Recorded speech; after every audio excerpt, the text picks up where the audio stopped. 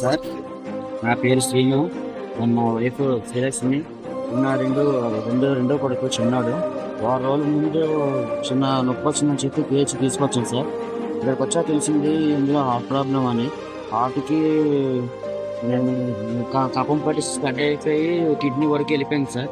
ఇప్పుడు ఒకటి అనుకుంటే ఒకటి నుంచి ఒకటి ఇన్ఫెక్షన్ అయిపోతుంది.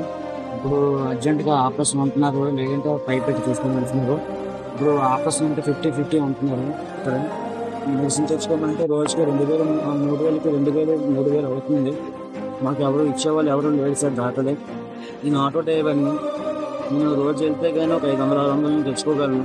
అటువంటిది 3 రోజులకి ఏంటంటే మాకు ఎవరు సరైనగా కలిగింది వాడికి మెడిసిన్కైనా ఇస్తారని అందరికీ నమస్కరించి వేడుకుంటున్నాను సార్. ఇదే నా మనల్ని. మరి ముందుకి వాడికి ఇంకా ఎన్ని రోజులు అయితే ఉంచుతారో తెలియదు, ఎంతవరకు ఉంటాడో కూడా తెలియట్లేదు. కొంతమంది 10 మంది తల చేసి నా కొడుకుని ఒప్పించమని వేడుకుంటున్నాను సార్. Thank you sir.